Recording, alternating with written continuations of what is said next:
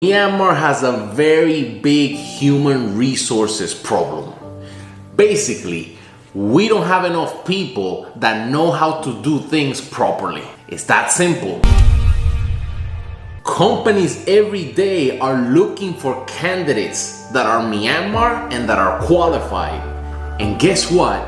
There's such a few amount of those, they cannot get as much as they need. You go on JobNet or MyJobs and you will find so many open positions because so many of the companies are looking for Myanmar people that are Myanmar, that know the language, and that can do things as well as the foreigners that come from developed countries. But guess what? Those type of people are very few and they do not work for cheap. But these type of positions represent a very small amount of the Myanmar market. The reality of Myanmar is that most people are working in very basic jobs, a lot of them in factories. The poor, uneducated people that work at factories are going to be the first ones to lose their jobs when artificial intelligence and automation develops enough. One of the big reasons that a lot of manufacturing companies come to Myanmar from other countries is because they're looking for cheap labor.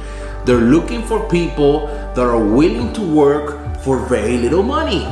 It's very simple. However, when you have machines that are able to produce everything that you need in your own country without any salary, that changes everything. And that is what's going to happen within the next 10 years or even sooner. Artificial intelligence and machine automation is going to allow these companies in other developed countries to produce the things that they need with almost no employees in their own country, which is gonna save them millions and billions of dollars in salaries that they don't need to pay, and in shipping, in taking the things from other countries like Myanmar to developed countries like the US and Europe.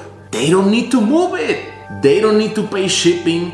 They don't need to move the goods because they're producing everything in their own country with no salaries. So that means that a lot of the people that are working in the factories now in Myanmar, in less than 10 years, they're not gonna have a job. Many other types of jobs like taxi drivers are also going to disappear. Many times I've used Grab here in Yangon. I set up my address and then as soon as I get a taxi driver, what does the guy do? He calls me.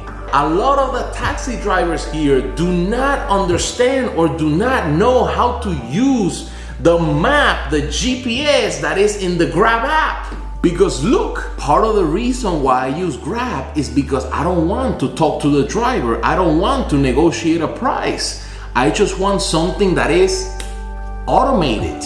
And it's these type of problems that are going to disappear with artificial intelligence and automation. The reality is that for a lot of things that we need, people create more problems than they solve. And machines are able to solve those problems faster with no problems, and they don't need any salary. They cost little to nothing. It's just maintenance. So my advice to everybody in Myanmar is to get as educated, as trained, as skillful as possible. Improve your critical thinking, your ability to be creative. Creativity is the biggest asset that you can have for the future. Because anything that does not involve creativity is going to be replaced by artificial intelligence, automation, and robotics very soon, less than 10 years. Down in the future, even creativity is going to be replaced by machines as well. But the first people that are going to lose their jobs, including Myanmar, are the people that have very basic skills, that work at very simple things. And I want the best for all of you guys. Let me know in the comments, what do you think of this? Maybe I'm right, maybe I'm wrong. Namale babu. Comment. Jesus de Mare.